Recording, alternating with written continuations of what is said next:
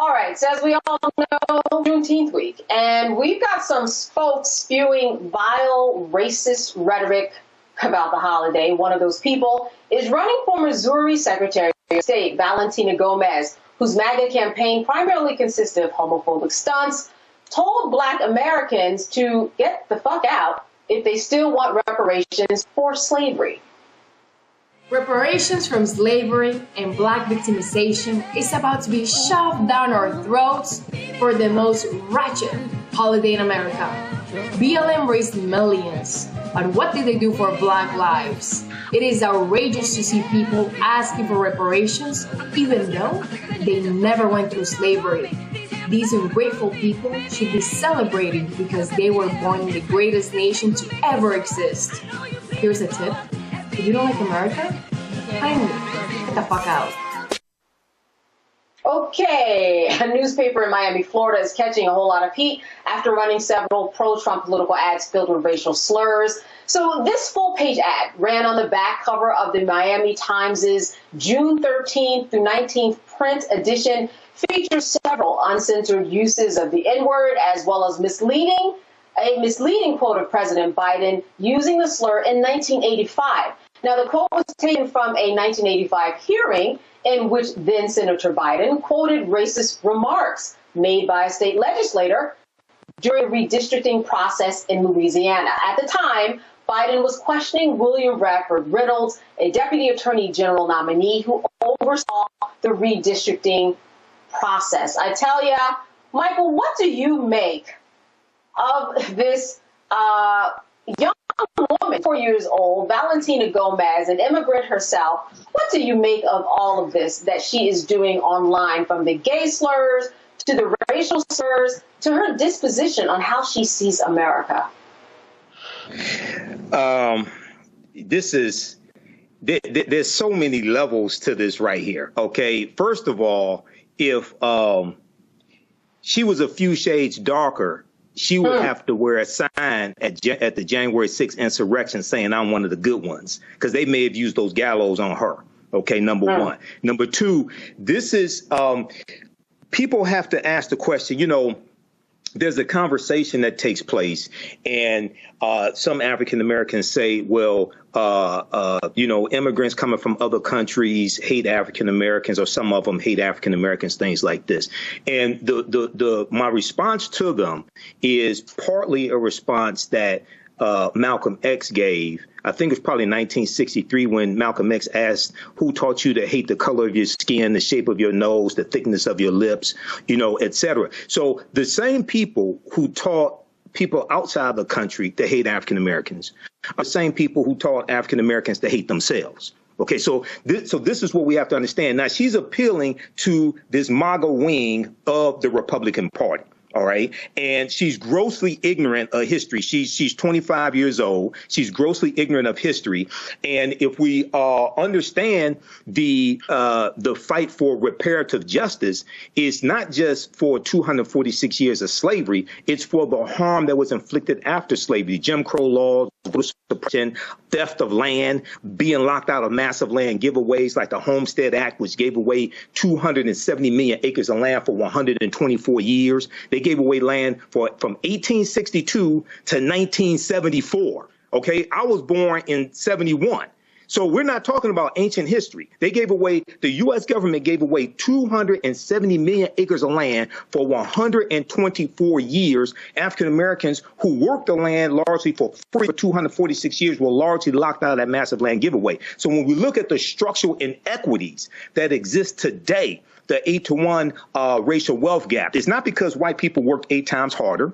It's not because white people are 8 times smarter. It's because the laws and policies maldistributed wealth, power, and resources into their hands. So when we talk about reparative justice, we're not talking about a handout. We're talking about repairing the damage that America did. OK, so Juneteenth, I just spoke at some Juneteenth celebrations, Motown Museum and Joseph Walker Williams Center, things like this. And one of the things I talk about is how we have to utilize Juneteenth as a tool to educate America on a history that Republicans are passing laws in state legislatures to suppress the teaching of that history in schools. America must have a massive history lesson. And the type of reparative justice laws that we need to get passed, you're really not going to be able to get those laws passed and keep what you get once you get sued to take it away in court. That's a whole nother conversation until America has this lesson. So we have to utilize Juneteenth, not as a party and to get drunk. We can have fun, but we have to have this history lesson and force this conversation. Kelly, I think one of the sad parts about this is that she's got an audience. They are listening and they're being riled up because they like what she is saying. What is your take on just her whole approach? Again, a young woman who might have family members that, have history that are connected to you and me. The young is used very, very loosely here because that's a hard-looking 25. Let's start there. And I think it is rooted in something that Emily says a lot, is that hate ages you, right? And I am past 25. I'll be 34 this year. And if I do say so myself, I look better than that. And it's because I don't carry that kind of hate in my heart. Hate truly does age you. But to your point, Candace, about the level of history that she just simply does not know or doesn't want to know, because it's not like the information isn't out there, right? I think we need to reframe how we're looking at people like her, because I don't think they see themselves as Latinx. I think they see themselves as white people who speak Spanish, and there's a difference there, and we see that in our history. Michael, back me up here. When Cubans immigrated here, white passing Cubans immigrated here and assimilated to whiteness. You see it from Europe, Italians who assimilated to whiteness, other Eastern Europeans who assimilated to whiteness upon immigrating here. So I think they see themselves as white people who speak Spanish. And if you look at it from Atlas, you at least understand, however loosely, where that rhetoric is truly rooted in whiteness. It's rooted in the fact that I'm not like them because I'm white. I just happen to be bilingual, right? So that's where that's my take on this. Aside from her ignorance of history, aside from the part of her aging like a bad avocado, there are levels to it. But the one that needs to be seen the most is the fact that she does not see herself as a minority. Matt, what is your take? I mean, this is someone who walked through a neighborhood that was the LGBTIQ neighborhood, saying, listen, don't be gay, be strong. I would imagine that there would be some, especially young white men, who would say, yeah, I don't want to be gay. And yeah, I'll be strong. That's a message that resonates with me. What's your take on what she's doing? Well, first, I can never, ever pass up the opportunity to say that Michael is much longer in the tooth than I am, so I didn't watch Reggie Jackson play baseball. In the event. But I look younger than you, Matt, though. I look younger than you. Of that, I was a year old when he was done playing baseball. In any event, Candace, here's my take on it. So, I think they're both right. Both Kelly and Michael are right with all of their commentary. The two things I'll add is, first, one of the gross ironies here is that the country of Colombia actually has a reparations program itself for those who are victims of the violence, the internal conflict there in Colombia. And I think that's important because it comes from a country where they have found a way to implement reparations to some extent. There are some problems with it. It's based in international law. But the larger principle is she literally comes from a country where they have figured it out. Our country doesn't take the time to figure it out because it doesn't care about us enough to figure it out. And two, they always put up policy barriers to have conversations. But I think the bigger issue with this is actually less about the substance of what she's saying and more the fact that she's running for Secretary of State. How is it germane to any of the potential things she intends to do as the Secretary of State, who does not customarily deal with policies like this? They deal with policies, elections, and other matters. I say that to say there is no consequence for hot button political conversation these days that makes people, foment certain hate. And she sees that as a valuable thing here. And that's what she's doing. She's leveraging that. But it would infuriate me if I were a Missourian, because I wouldn't want somebody who's running for office about things that they cannot do in their purview. You only do this because, one, you embody the hate, and two, because you think there is a political benefit to embodying that hate. And that's what you're seeing here. And I think it's absurd that we allow this. It happens everywhere. It happens in every state house. These state legislators in particular, are trying to co-opt issues that don't even have anything that they would have any control over. And that, to me, just indicates that she sees that MAGA wing and sees it as level to her ends of getting elected. Yeah, as we go to break, I want to end with you, Michael. Just quickly, do you think she has a chance of winning at all? With her being 25 years old, Secretary of State, I don't know what the landscape is, who the competition is.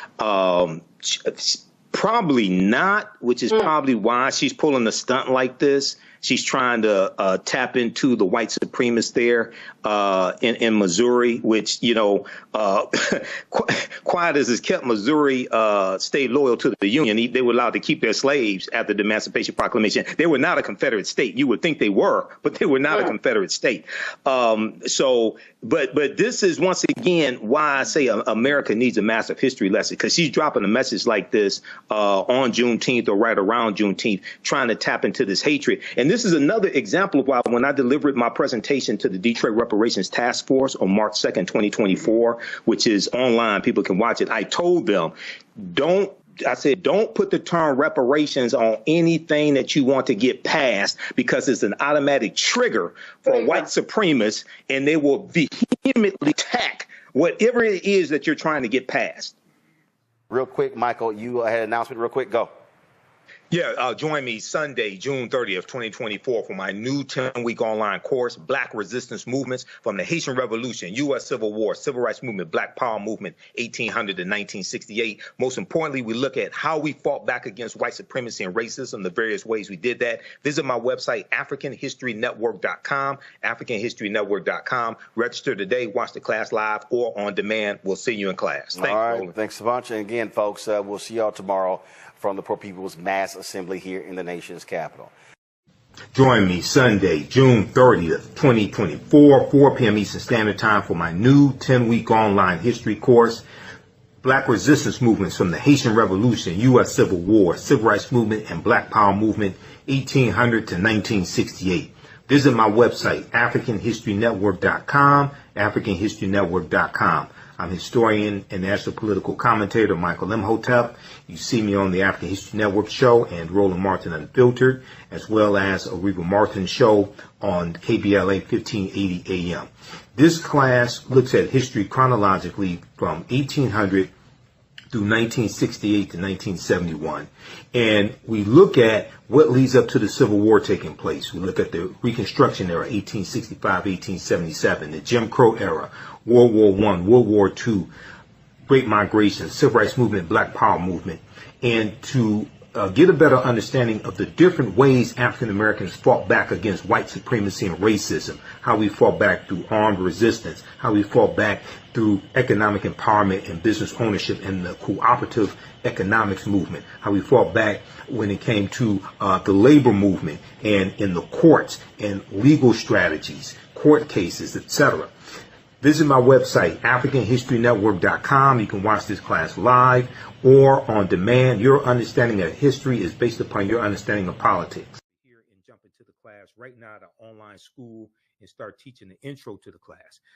Visit our website, AfricanHistoryNetwork.com, AfricanHistoryNetwork.com.